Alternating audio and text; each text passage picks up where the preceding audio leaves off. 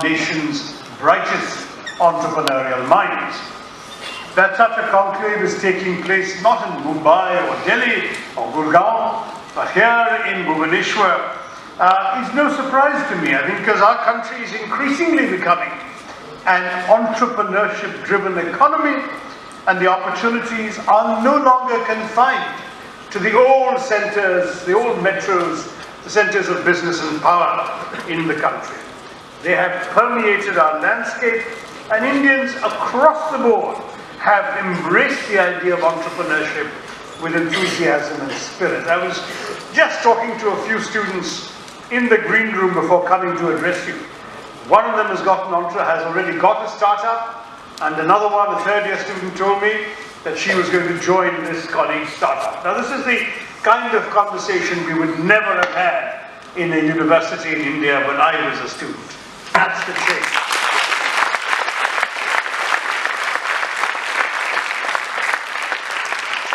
Of course, the tradition of Indian entrepreneurship can hardly be said to be a new one. Indians abroad have already proved themselves as entrepreneurs. Going back 100 years in Africa, for example, in East Africa, there are startups in Silicon Valley, which,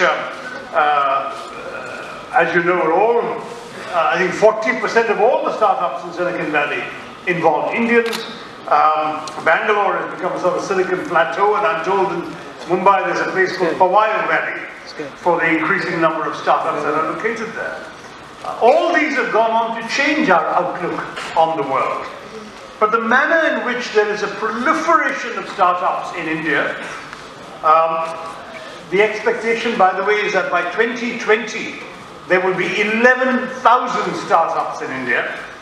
And this tells, it seems to me, a much larger story. Most of you who are children of the late 1980s and 90s, I guess, most of you would have been born in the 1990s, some of you in the late 1980s, you will probably not even recognize the India that those of us who are older grew up in back then. Today, the options available to you are literally countless. I remember after my days in college, how few were the options available to graduating youngsters in the India of the 1970s, 1960s or early 70s. That's the vintage that I grew up in and I can recall best. There are certainly today more subjects that you can study, and courses are available that didn't even exist in those days. Far more kinds of jobs and career options are on offer to you than we could have dreamed of back then. Our economy was still a very closed, socialist, protectionist one, and international exposure was limited. The word globalization hadn't even been coined.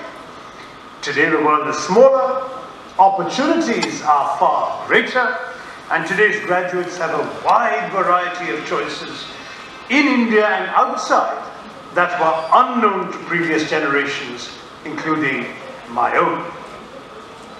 India's economy has, of course, transformed itself dramatically since the liberalization of 1991, when Dr. Manmohan Singh, who was then the finance minister, stood up and told the Lok Sabha that no power on earth could stop an idea whose time had come. That idea was the liberalization of the Indian economy, which has given us the growth and diversity that allowed us to weather the storms and confront the global economy after the crisis of 2008 and onwards. Last year, in 2015, the International Monetary Fund, the IMF, predicted that despite all that's happening here and around the globe, the Indian economy will be the fastest growing major economy in the world. And we're living up to that. A few years ago, we overtook Japan to become the world's third largest economy in PPP, or purchasing power parity terms. But in many ways, the best is yet to come, because we have you on our side. Age is on our side. You know, you are the builders of our country and of our economy, and we are the youngest major economy in the world. At a time when many of our potential competitors, China, Japan, South Korea, are facing a serious demographic squeeze, and of course the rest of the world is aging. In Europe, the average age by 2020 will be 46. In Japan, it's going to be 47. Even in youthful America, it's going to be 40. In India, by 2020, the average age will be 29. So, we have this huge young population, people like you, 50.1% under 25, 65% under 35. A young country, and you as young, fresh graduates will be joining a dynamic, competitive, productive, youthful workforce which could be the engine of the world, even taking over from China. In fact, the International Labour Organization, the ILO, has predicted that by 2020, we will have in India 116 million workers in the job-starting age group of 20 to 24, whereas China will only have 94 million. These numbers suggest that we will have the labour force that will change the world. Our situation will compare very well with the industrialized world. As the industrialized world's labour force will go down by 4% at that time, by 2020, China's will go down by 5% by 2020, and India's will increase by 32%.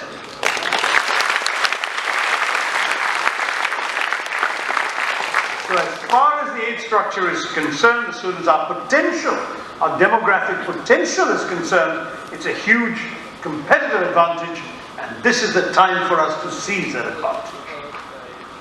But, and that's why your applause might have been premature, that demographic dividend will only work in our favor if we can educate and train our young people to seize the opportunities available to them in the 21st century. Opportunities that entrepreneurs like you are creating. You know, those of you who are at KIIT, obviously for you the world is your oyster. But for everyone else in the country who's less fortunate, less privileged, the question marks still abound.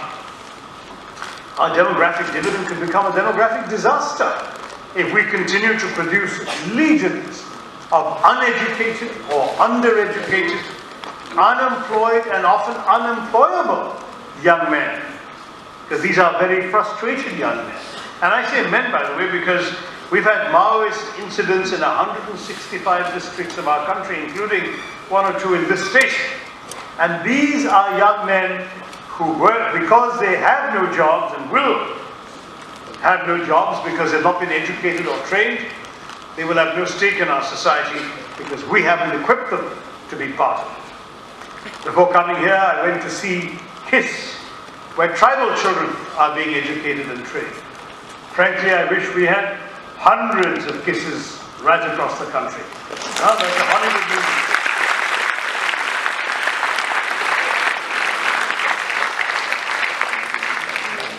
They say a Hollywood movie, you get hundreds of kisses, right? But we do with those here in our country, in every tribal district.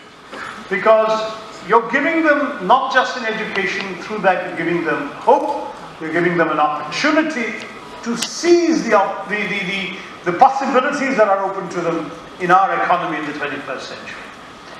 Imagine how even semi-skilled, partly trained labor is being soaked up today.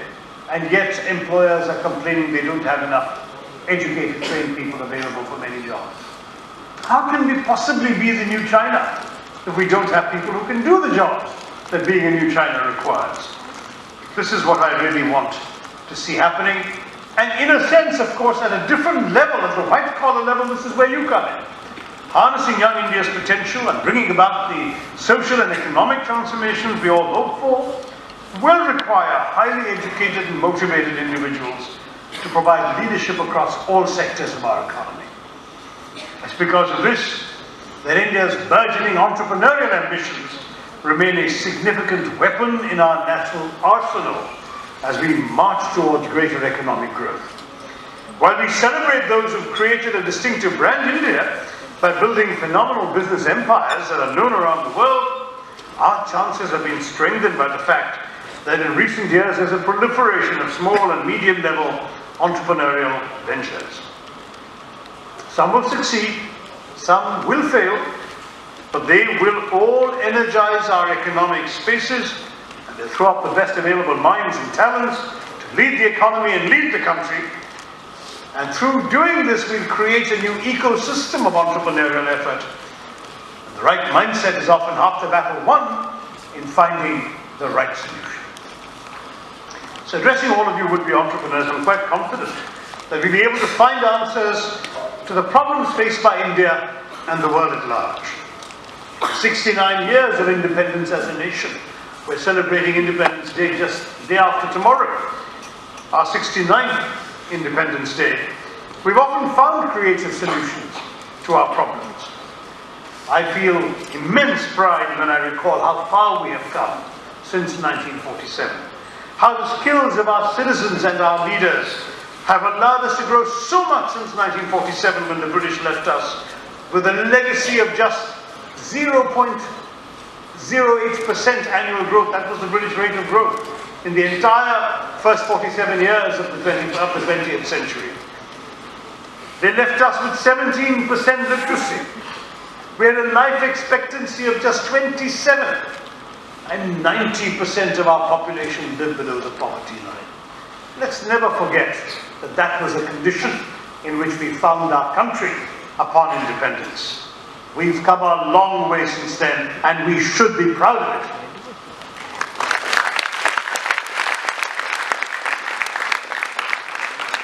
Indeed, Dr. Achyuta Samantha could not be here today because of the tragedy in his family. He lost his mother.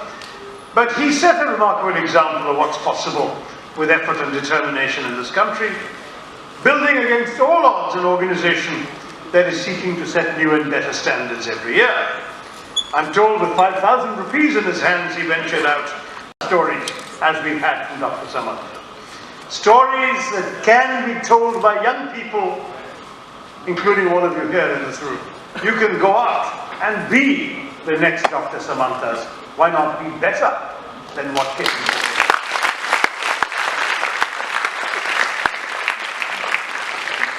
Of course, the constraints are creativity and perseverance. That's what you are both.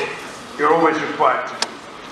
You know, we have to count upon that, the spirit of enterprise being instilled in each of you. How India's pulse beats very often is through creative solutions of various sorts. I was encouraged and amused to see that there are studies being conducted in business schools around the world of the Dabbawalas of Mumbai, or the Sulabh International Toilet Builders of North India, or even Lalu Prasad Yadav's railway reforms, been studied at Harvard Business School and the curricula of other business schools around the world, because our indigenous business practices are actually attracting attention from global institutions. Our Indian principle of jugaad, of course, is becoming institutionalized as well. Not only as something which, as the critics have been saying, is something that people use to twist their way around the system to get things done or to cut corners. That's not something we can admire. I'm aware that some say that jugaad is not good enough because it's just about simply making do, whereas we should be striving for excellence. But I think jugaad is actually more than that. To me, it's about new ways of thinking out of the box, repurposing things, making do with what you've got within your resource constraints, creating solutions, thinking creatively, originally, and most important, to bring non-traditional solutions to traditional issues. So an Indian villager who constructs a makeshift vehicle out of a bullock cart and a tractor engine or whatever to transport his livestock and goods, forget a tractor engine, sometimes he uses an irrigation hand pump as an engine in order to move his cart faster. To my mind, that's actually admirable. That is jugaad. But he can't afford a car or a vehicle or a tempo or a truck, and this makes do and it solves his immediate needs. Common machines and household objects are being reincarnated across India in ways that their original manufacturers never intended. Everything is employable, reusable, reimaginable. As you know, our country, by something as simple as a mobile phone, you know, when you couldn't afford your mobile phone bills, we in India are the ones who invented the concept of the missed call. You know. Ring your parents once and they'll call you back and let them pay them. Instead of complicating or refining products, Indian innovators often just took them down to their bare essentials, making them affordable, accessible, durable, effective. Indian entrepreneurial ingenuity has produced a startling number of such world-beating innovations. You know, look at the Tata Nano. I know in India it's been a marketing disaster. And that's a different story the marketing classes can discuss.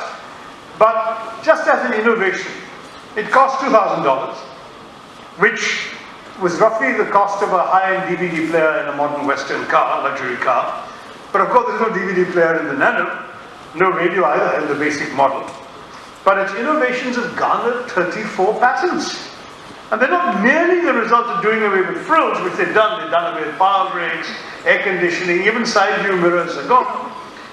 But they reduced the use of steel by inventing an aluminium engine. They increased space by moving the wheels to the edge of the chassis. And they relied on a modular design that enabled the car to be assembled from kits. Now, all of this proved conclusively that you could do more from less, and Indian engineers fought it out.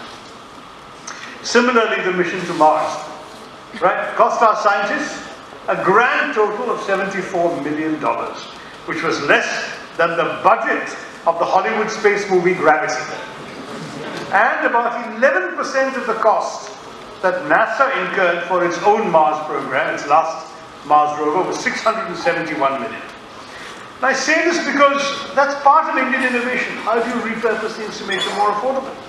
There's the GE Mac 400 invented in India. It's a handheld electrocardiogram that costs $800. The cheapest alternative costs more than $2,000. There's a Tata Swatch, a water purifier that costs $24, 10 times cheaper than its nearest competitor. On that electrocardiogram, it uses just 4 buttons. Every other cardiogram machine has a dozen. It has a tiny portable printer, kind of like an ATM printer, making it small enough to fit into a satchel and even run on batteries. It has reduced the cost of an ECG to just $1 per patient, which makes it affordable even for the poor people in our country. So it meets the need of serving India's poor. Similarly, the Swatch, it uses rice husks, which are very common waste products everywhere where rice is grown, and it uses them to purify water. And you know that 5 million Indians in our country die of cardiovascular diseases every year? More than a quarter of them are under 65. About 2 million Indians die from drinking contaminated water. So these innovations are actually essential for our country. They're groundbreaking as innovations, but they're also needed to serve an Indian purpose. And many other innovations. So when you Google the words frugal innovation, first 20 hits you get will all be relating to innovations in India. And it's something we can be proud of, in my view.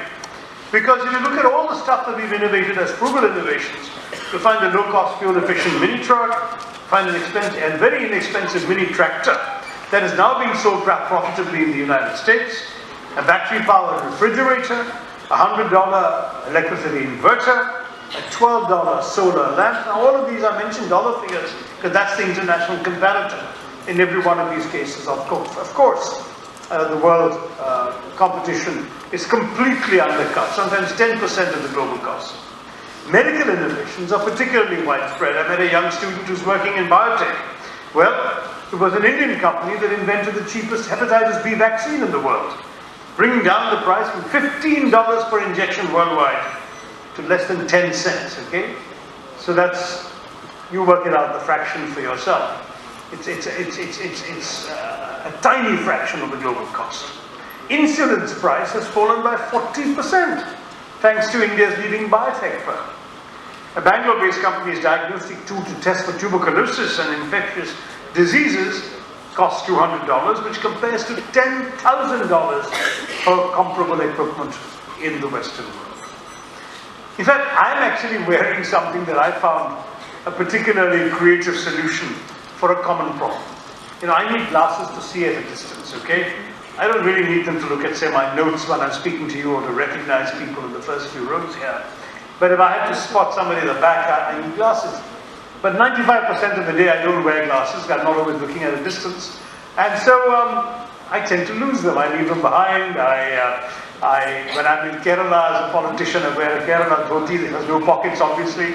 So the glasses are sitting in my lap. I get up, they fall down and they break, or somebody steps on them in the crowd. You never know. I remember one year, I think it was 2013, the first 3 months of the year, I either lost or broke 6 pairs of glasses. So I was complaining to a friend, what is this? So this is such a nightmare. The guy says, why does this happen to you? And I said, the real problem is, for 150 years, people have never changed the design of glasses. All glasses basically sit on your ears, rest on the bridge of your nose. I find that uncomfortable, so I don't like wearing them all the time. I just take them off, except when I need them, which is 5% of the day I don't wear them. And therefore I lose them. So he said, okay, there is a creative solution. And he came back with this. Hangs around my neck, so I don't use this so easily. And if I do want to see somebody in the back row, all I have to do is click them into place with magnets. I can see you there. Hi.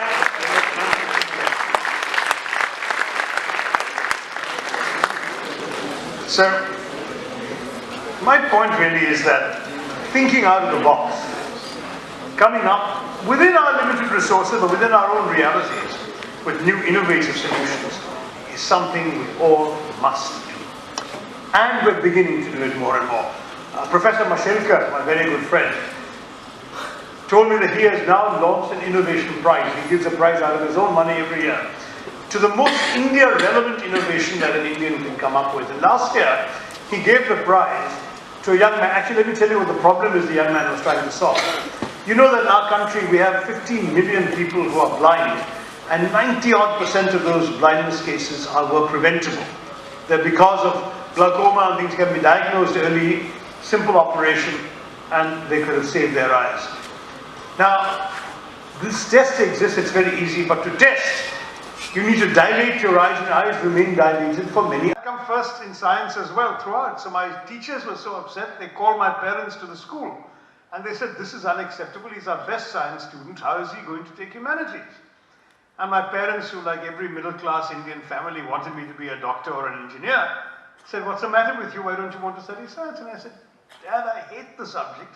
I just study hard for the exam, and the day after I've written the exam, I've forgotten most of what I learned for the exam.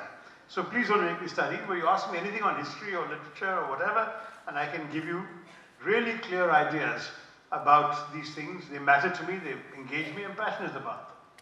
So my father said, all right, study what you want. So I did humanities.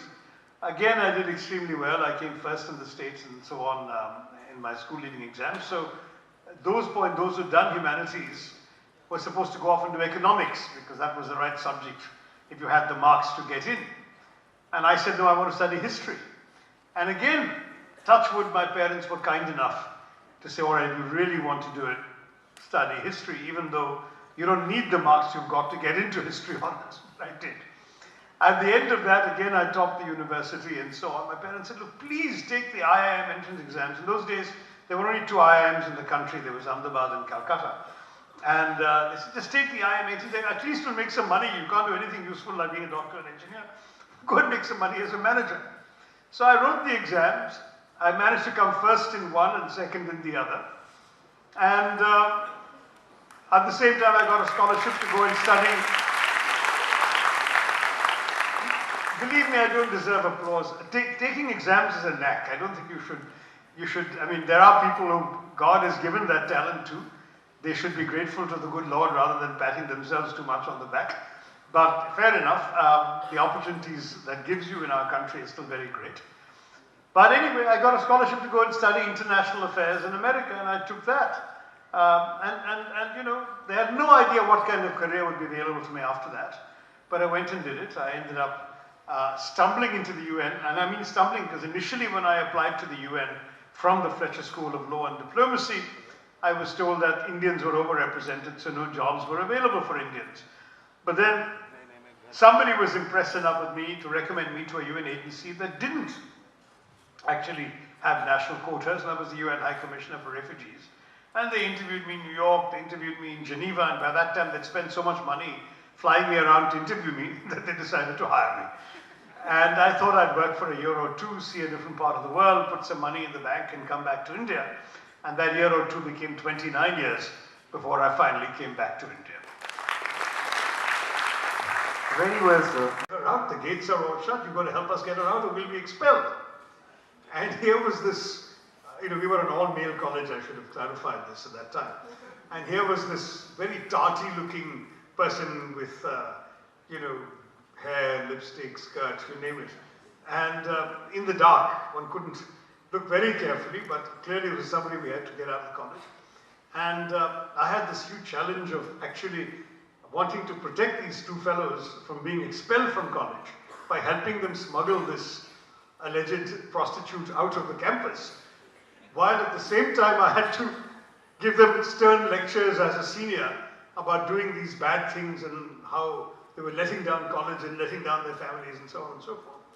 So I actually managed to talk the gatekeeper, the Darwan, into opening the back gate to let this fellow out when these fellows stood in the light and laughed at me saying, you were a practical joke victim, this is a fresher we dressed up to tease you. So that was a magazine which he started. We got one of our old bachelor faculty members married to the principal of Miranda House College. The marriage fortunately did not take place, but the invitees assembled at the chapel of the St. Stephen's College dutifully.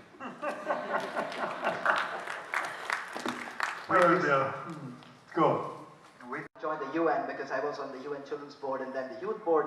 So I wanted to join the UN. I wrote to your office talking about your UN Secretary General election. Your office replied back. They sent wishes from you, so that was wonderful. 4 years later, I got a full scholarship to go to Tufts, study international relations, something that you suggested in the email. And at Tufts, we talk about you all the time, and Fletcher remembers you fondly. Here's the thing.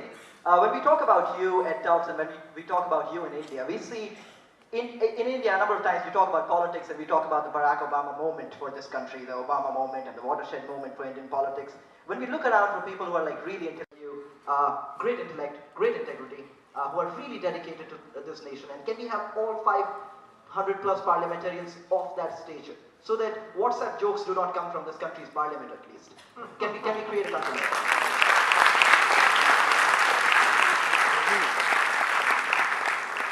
Well, first of all, thank you for the kind words. There's a lot to be said. I did come into politics with a very unusual background. In fact, I'm certainly the only Kerala politician who hasn't been in politics since his student days. Everybody else in my state sees politics as a sort of lifetime, full-time. So people like me are definitely unusual, and I certainly hope that will change. My view is that as our electorate becomes more educated, as our middle class grows from the present about 20% of the population to becoming 60-65% of the population, as in most developed countries, then inevitably the kinds of people they're prepared to vote for will also change, because everyone wants to be represented by people they can be proud of and not people they have to make excuses for. Right now, the kind of sensibility that informs your question represents, I'm sorry to say, a bit of a minority view. There is only a small segment of educated India that would share your assessment of someone like me. For many others, they'll say, who is this fellow? Who does he think he is? What does he know of our lives and our problems?